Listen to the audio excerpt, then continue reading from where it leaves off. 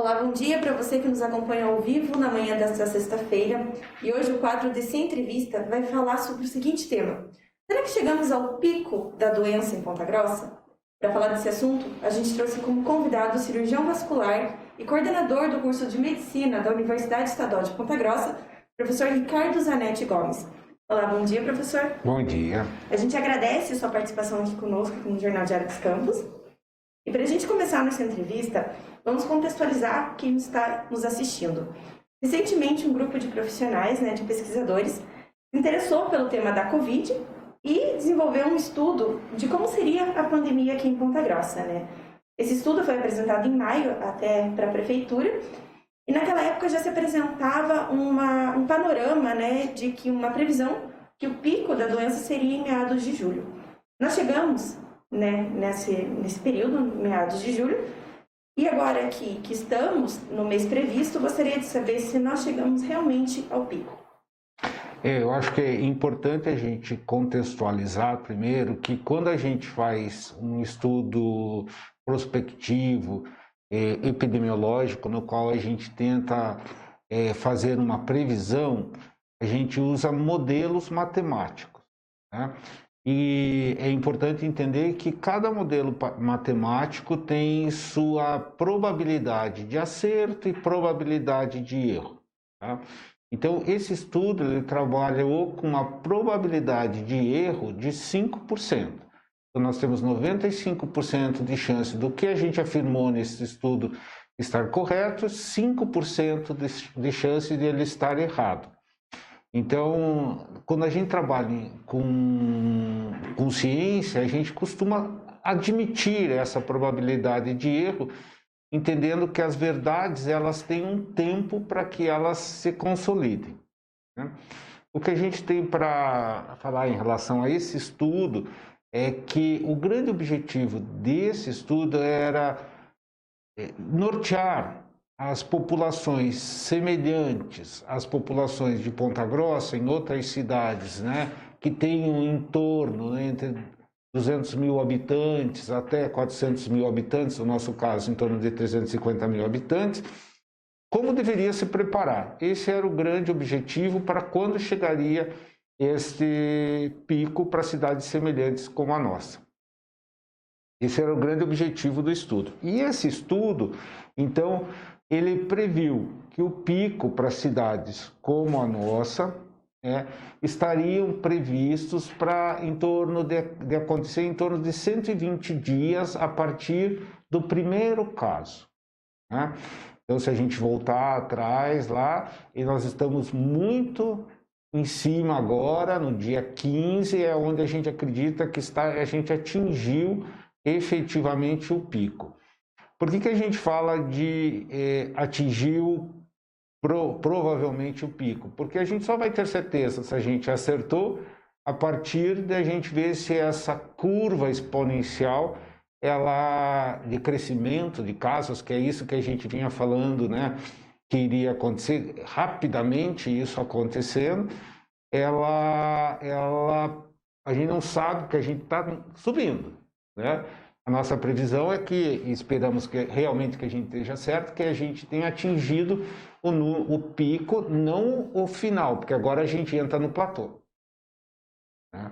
E ao a gente entrar no platô, é que nos preocupa bastante. Se a gente usar o dado que a gente tinha, e o nosso grande objetivo desse estudo é assim, municípios com essa característica se preparem até o dia 15, que ali você vai estar atingindo o teu máximo. Este máximo irá perdurar por um tempo. Isso quer dizer, o número de casos que vem acontecendo vai se manter nessa lógica por um tempo. E aí a gente tem que estar preparado para isso.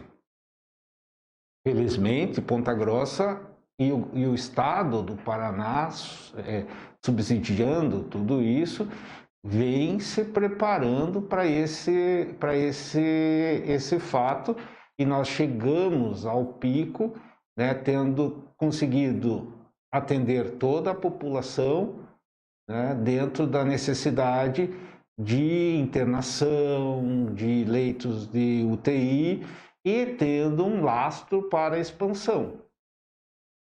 Isso é importante. Até o senhor comentou, né, que a gente vai entrar numa situação aí que vai se manter. Isso até é o tema de uma outra pergunta que farei para o senhor logo para frente. Mas antes, ainda continuando nessa questão do pico, eu gostaria de saber assim, quais foram os elementos, né, que foram utilizados durante a pesquisa para se chegar a essa questão de que o pico seria mesmo em meados de julho. A gente, como é que eu vou predizer alguma coisa? Então, usou-se cálculos matemáticos, entendendo o que aconteceu em outras cidades e quais as medidas que elas foram tomadas. Então, esse estudo, ele coloca exatamente isso. Nós observamos, então, o que aconteceu na China, o que aconteceu em São Paulo, o que aconteceu no Rio de Janeiro e extrapolamos através de cálculos matemáticos, através de cálculos que consideram densidade populacional, características e hábitos daquela região, número de pessoas, faixa etária de cada região. Então, a partir do que aconteceu em determinados locais, a gente extrapola para a nossa população. É assim que é feito o cálculo matemático. Aí, em cima disso, a gente considerou características locais. Para a gente entender, por exemplo, entre o primeiro caso e o pico em São Paulo foram 70 dias. Entre o primeiro caso e o pico no Rio foram 60 dias. Então, existem características diferentes. O Paraná vem um pouquinho mais tarde, por isso a gente considerou nesses cálculos as características populacionais. Entre o primeiro caso e o pico, 120 dias. Foi esse o cálculo que a gente chegou, que bate exatamente agora, no mês de julho, esse pico. Um pouco antes da nossa entrevista, o senhor comentou que foram utilizados alguns grupos, né, de pessoas, isolamento e não isolamento. Se o senhor puder também nos explicar como que funcionou essa parte da pesquisa? Sim, essa parte da pesquisa, ela considera várias situações que a gente tem que considerar, no intuito de alertar. Então, qual é o número, qual é o quantitativo de que isso vai acontecer em diversos cenários diferentes. Quando eu falo cenário, eu quero dizer assim, se nós fizermos isolamento, o que vai acontecer? Se nós não fizermos isolamento, se esse isolamento atingir 30%, 40%, 50%, esses cenários é que foram estudados, né? Então, a perspectiva, e aí eu acho que é um detalhe que talvez o estudo não tenha acertado tanto, é no quantitativo, né? A gente pode conversar, mas a data está batendo precisamente. Porque quando a gente considera o quantitativo, e nós fomos entender o município de Ponta Grossa, se a gente não tivesse tomado medida nenhuma de isolamento, pelo cálculo que a gente fez, a gente teria um quantitativo, eu até trouxe os dados aqui escritos, que variam de número de pacientes infectados para a população de Ponta Grossa em torno de 4.000 pessoas infectadas, né? Nós escalonamos por faixa etária para a gente também saber qual a faixa etária que estaria mais vulnerável ao processo de infecção, e a gente viu que a faixa etária mais vulnerável ao processo de infecção ficaria em torno de 20 a 30 anos de idade, mas de gravidade não, né? De gravidade a gente sabe que a população, para nós aqui em termos de gravidade, a população de maior faixa etária vai ser a população de maior quantitativo de gravidade, vão ser os pacientes realmente que estiverem em torno de 60 anos para frente, e que a taxa de mortalidade, que a gente calculou também, obviamente para pacientes com mais de 80 anos, será mais grave. Então nós temos estratificado nesse estudo quantitativos de pacientes infectados, quantitativos de pacientes que vão desenvolver sintomatologia mais grave e estimativas de óbito variadas por cenário. Não isolamento, isolamento de 30%, 40%, 50%, e também considerando dentro das faixas etárias, tudo isso. Então, são muitas variáveis e por isso que a interpretação desses dados ela precisa ser com muito cuidado, né? Sempre lembrando que a gente trabalha, a gente usa o termo percentil, mas com variabilidades dentro dessa lógica. Legal. E eu gostaria que o senhor também nos explicasse quem então que participou dessa pesquisa. São pesquisadores, são profissionais? Quem compôs o quadro de pesquisadores? Para a gente entender a pesquisa e o universo, e aqui a gente deve enaltecer muito a universidade e ao estado do Paraná, que, de certa forma, custeia todos os pesquisadores. Esse grupo de pesquisa é composto de professores da Universidade Estadual de Ponta Grossa, que não são os únicos que pesquisam isso dentro da universidade. Nós temos outras pesquisas dentro desse mesmo tópico, mas esse grupo de pesquisa compõe professores do Departamento de Saúde Pública da universidade e professores do Departamento de Medicina que trabalharam dentro desse processo. Se a gente for entender a variabilidade de profissionais que estavam trabalhando nisso, né? Quem são esses indivíduos? São médicos, lógico, do Departamento de Medicina, mas nós temos também médicos veterinários que nos ajudaram a calcular, farmacêuticos que estiveram envolvidos junto com a gente nesse cálculo, o pessoal da enfermagem. Então, é um grupo multiprofissional, né? Todos esses indivíduos trabalham dentro do setor de ciências biológicas e da saúde da Universidade Estadual, que é um setor imenso, né? Tem 900 profissionais trabalhando lá. Bacana. Professor, e qual a tendência que o senhor percebe que pode vir a acontecer após essa conclusão, né? O senhor já até comentou na nossa primeira resposta aqui que a tendência era subir e se manter por um período. É isso mesmo que pode vir a acontecer? Como que vai funcionar? Hoje em dia a gente torce para que o nosso estudo esteja certo, porque ele estando certo, ele quer dizer assim, chegamos ao pico da curva, quer dizer, o quanto vem aparecendo de casos. Então, a gente mantendo, agora isso a gente vai manter a quantidade de casos aparecendo. A somatória dos casos vai subindo, mas a frequência com que isso vem aparecendo na população é que vai se manter. Então, aquilo que a gente entendia como uma curva exponencial de casos a mais aparecendo, agora se estabiliza, né? Só que nós temos que entender uma coisa, que ao ele se estabilizar, isso quer dizer que nós temos duas coisas que esse estudo viu também. A velocidade com que novos casos vão aparecendo e a velocidade com que os casos vão curando, né? Então, isso é uma coisa importante. Então, o que vem acontecendo agora também é que o número de indivíduos recuperados começa a aumentar. E por isso há essa estabilidade. Eu tenho o número de indivíduos que vão curando, com o número novos de indivíduos que vão se infectando, né? Até que essas duas curvas se cruzem, né?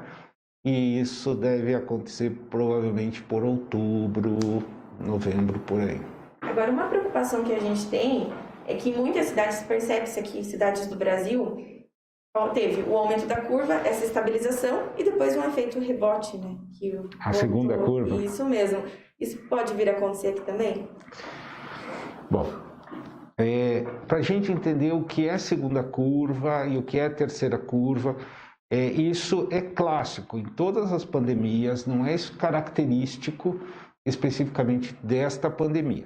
Todas as infecções por vírus pandêmicas, elas acontecem em curvas, né? Sempre a primeira curva é a pior, depois a segunda curva é um pouquinho mais achatada e a terceira curva um pouquinho mais achatada. Isso é assim há muitos anos. Então, isso não vai ser uma novidade para esse vírus terrível que está nos assolando agora. Mas é isso que vai acontecer. Nós vamos ter a primeira curva, que vai ser o pior momento, né? Vamos ter um intervalo de tempo, né? Provavelmente o que a gente costuma ver que esse intervalo de tempo costuma dar entre 6 e 12 meses, e aí a gente começa a ter a segunda cura. O que eu gostaria de salientar é que nós não podemos seguir o que acontece no hemisfério norte. Nós temos tempo diferente de acontecimento. Eu vou dar um exemplo clássico que me incomoda, né? Então, desculpa, agora não é da estatística, mas é um exemplo clássico do que me incomoda. Por exemplo, vou dar um exemplo bom para todo mundo de alegria, de coisa boa. Retornar ao futebol. Tá? Hemisfério norte começa a retornar ao futebol. Hemisfério sul acha que o hemisfério norte voltou a retornar o futebol, o hemisfério sul pode retornar. Isso não é o aval para começar aqui.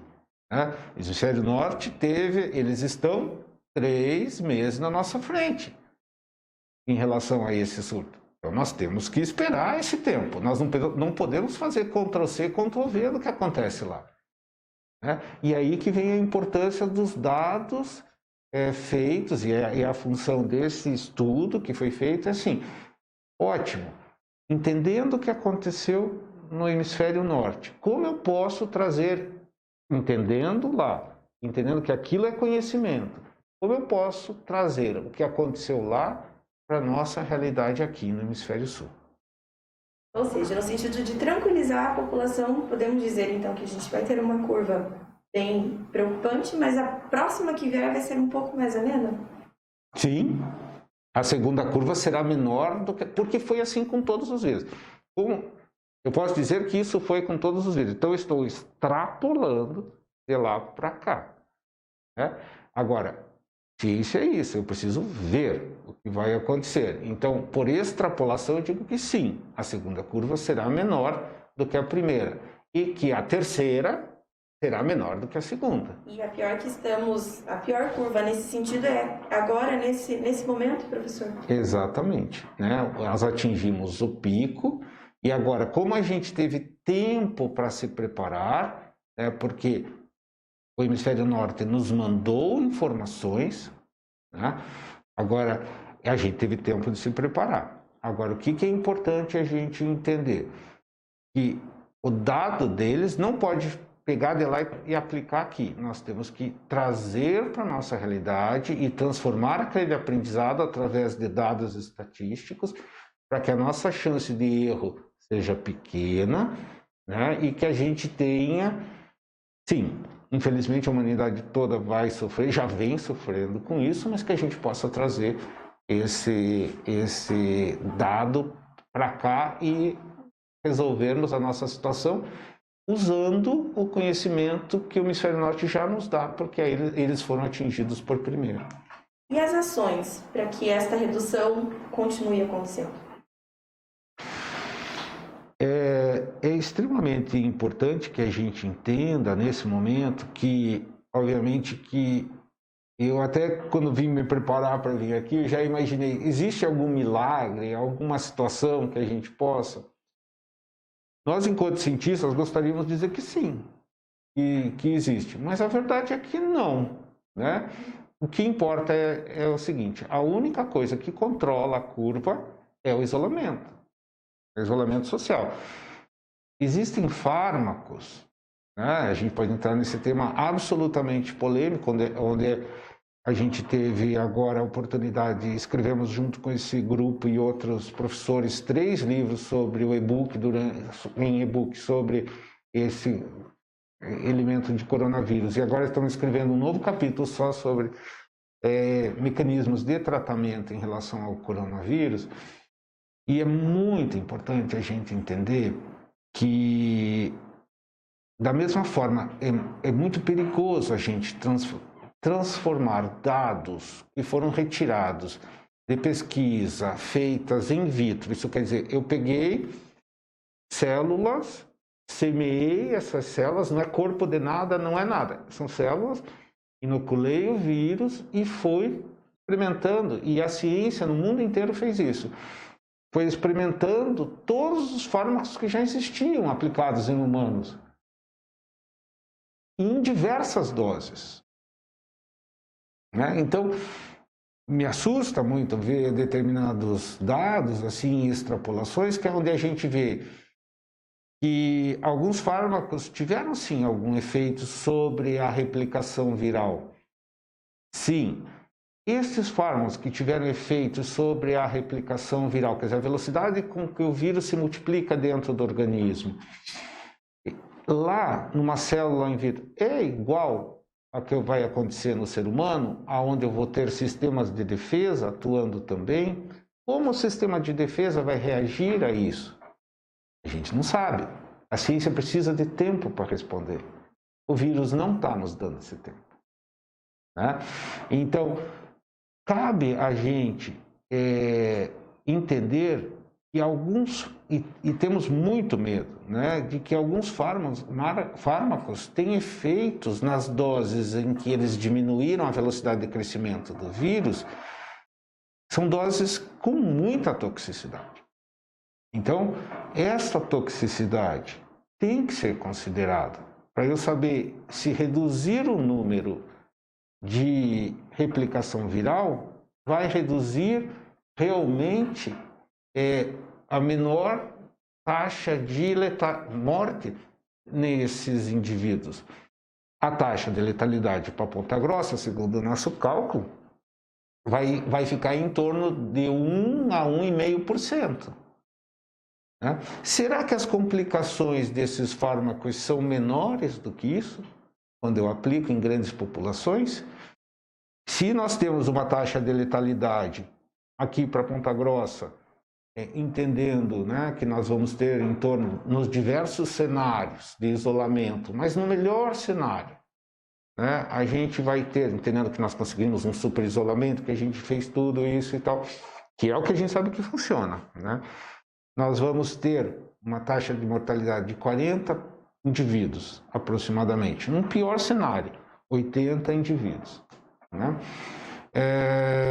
Se eu usar fármaco para 350 mil habitantes, eu vou ter menos complicação do que isso? É essa a questão que eu preciso resolver. Mas existe uma outra forma de a gente enxergar, né? Porque isso a gente trata de grandes populações. Existe uma outra forma de a gente enxergar e entender as pessoas. Quando eu falo de porcentagem, quando eu traduzo porcentagem em indivíduo, esse indivíduo é 100%.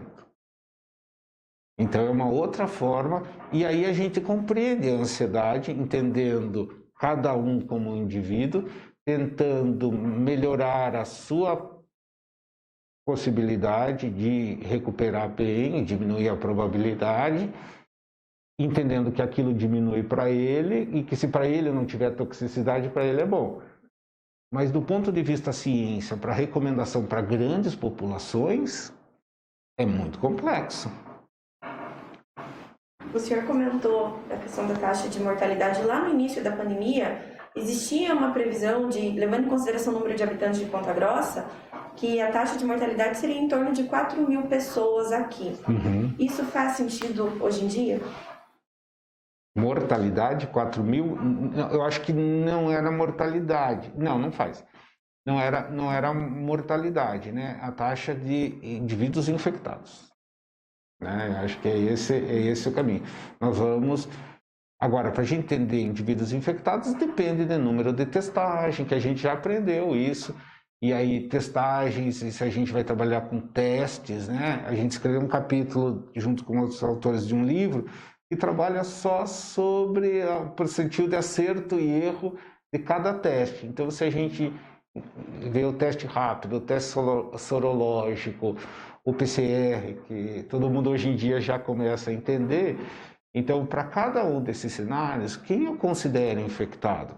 Então, todos os dados que a gente leva, assim, em consideração, vamos considerar só o PCR, para a gente fazer o cálculo. E assim que a Secretaria de Saúde e que os municípios estão trabalhando. Por quê? Porque o PCR quer ir lá e você vê um pedaço do vírus, né? Você ver um pedaço, ou conseguir detectar um pedaço do vírus, é que me diz que aquele vírus está lá. Mas ele me disse que o vírus está, não que a doença está. É por isso que a gente chama diferente, né? A doença a gente chama de Covid, o vírus a gente chama de coronavírus. São coisas diferentes. Agora, com relação às mortes, que é algo que também chama muito a atenção, qual é a previsão aí de óbitos em Ponta Grossa? Isso a pesquisa também mostra, professor? Mostra. A pesquisa do grupo, né? Sempre eu vou lembrar que eu sou quem está falando nessa oportunidade, mas vários outros pesquisadores já tiveram outras oportunidades de falar. No pior cenário, sem isolamento, sem nada, 80 óbitos. No melhor cenário, 40 óbitos. Isso em torno de quanto tempo? Do todo. Todo. Comparado também com outras cidades, inclusive do Paraná, Ponta Grossa ela tem uma situação diferenciada, que é o que a gente percebe, tanto no número de óbitos quanto no número de casos. Isso, muito se fala que foi por conta das ações que foram tomadas lá no início, né? Fechamento do comércio, medidas preventivas. Agora, a dúvida é, essas medidas, elas ajudaram a retardar o número de casos para vir aumentar depois, ou elas conseguiram fazer com que esses casos fossem contidos, na verdade? Quando a gente fala... É uma resposta difícil da gente ter. O grande objetivo de se promover o isolamento social não é de que a gente reduza o número total de infectados no correr de todas as ondas, né? O grande objetivo é dar tempo para o sistema de saúde se preparar. Tá? O que a gente teve que fazer? Quando a gente fala sistema de saúde, a gente tem que considerar tudo, né? Tudo significa o seguinte: nós temos que ter leitos de UTI. Sim, nós tínhamos leitos de UTI para isso? Não tínhamos, porque os leitos de UTI que nós tínhamos já estavam sendo usados para os doentes de infarto, de AVC, né? De várias outras doenças que continuam existindo.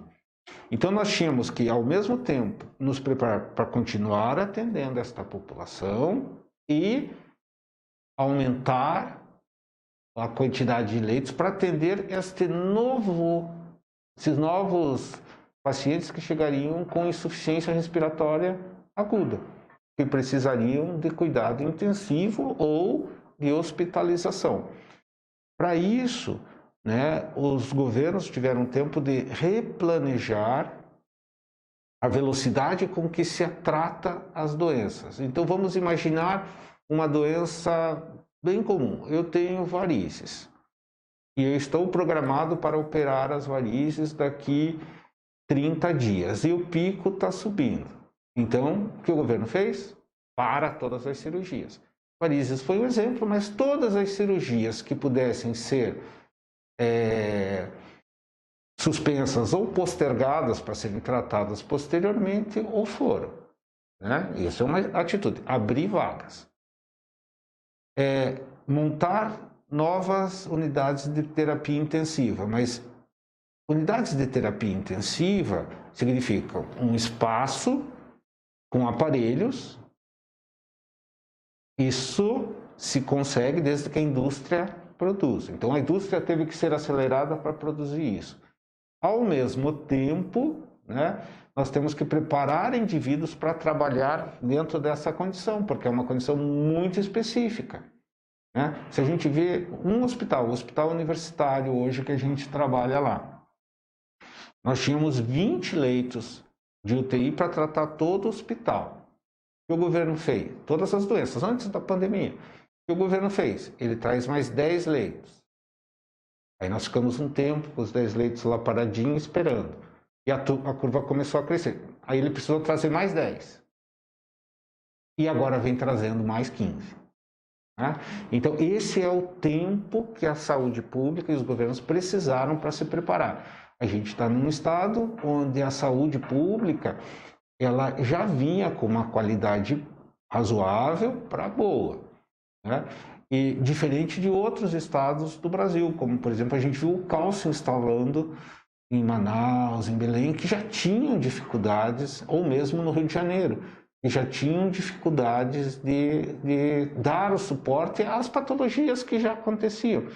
Então, quando subitamente isso aconteceu, né, eles tiveram muito mais dificuldade ainda, né, porque eles tinham aqueles doentes e ainda tinham que já não conseguiam tratar e ainda tinham. O que não acontecia aqui com a gente conseguia de uma maneira estabilizada, considerando que o Sistema Único de Saúde ele tem várias regiões, acho que todo mundo aprendeu agora vendo as notícias, e que essas regiões tentam resolver o problema dentro dessas regionais, senão uma regional suporta a outra, né?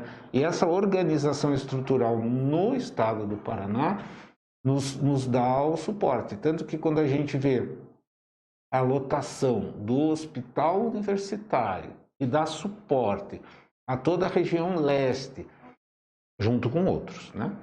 E começa em Paranaguá e termina em Telêmaco Borba, né? Tudo isso, então o hospital universitário está superlotado, mas os números de Ponta Grossa? Então eu vejo que o hospital universitário tem 20 pacientes internados, mas Ponta Grossa tem 6, por quê? Porque esse hospital dá suporte para uma macro-região. Agora, partindo dessas ações preventivas lá do início, quais são as outras ações que o senhor considera serem importantes para esse momento e para frente também? Eu acho que é muito importante a gente lembrar que o isolamento social é estratégia. Então, nós temos que cuidar porque se de alguma forma a gente relaxa no mecanismo, que vem acontecendo, né? O relaxamento do isolamento social, isso acaba fazendo com que a curva que estava achatada tenha um novo pico, né? Então, como é que eu posso dizer que o pico está agora? Eu gostaria de dizer que sim, está e não vai acontecer mais nada, mas depende do comportamento da população. Então, se a população não pode relaxar agora, não pode relaxar. Estamos no platô e isso está garantido? Não está, depende do comportamento. Se a transmissibilidade, a velocidade de transmissão começar a aumentar, mudou o comportamento, muda o comportamento do vírus. Isso que é extremamente importante. Então, a gente observa, por exemplo, o Estado faz um isolamento restritivo bem sério. Depois ele relaxa esse isolamento. Porque esse isolamento que ele fez agora vai dar resultado 15 dias depois. Então, ele relaxa agora, vê o resultado desse, e de 15 dias depois ele vê o que aconteceu com o que relaxou. E ele vê se precisa novamente entrar. E nós vamos entrar nesse esquema agora constantemente. É importante a gente ver que a Europa não fez assim. Ela fechou e fechou. E ficou fechada. 3 meses. Porém, a população daquele lugar é diferente economicamente. Os países têm suporte econômico diferente. Então aí a gente entra num outro dilema, que é o dilema econômico, né? Então, esta variabilidade. E aí estamos certos, nós temos que adequar a nossa condição. Nós não temos a bagagem financeira que eles têm, né? Então, nós precisamos adequar com a nossa realidade. Nós temos, por exemplo, situações de morte diferentes. Ótimo, coronavírus está matando muita gente, né? Triste, precisamos controlar e tudo isso. Mas quanta gente morre de acidente de trânsito? Quanta gente morre de violência? Nós temos outros elementos que a gente precisa, ao mesmo tempo, tratar como saúde pública.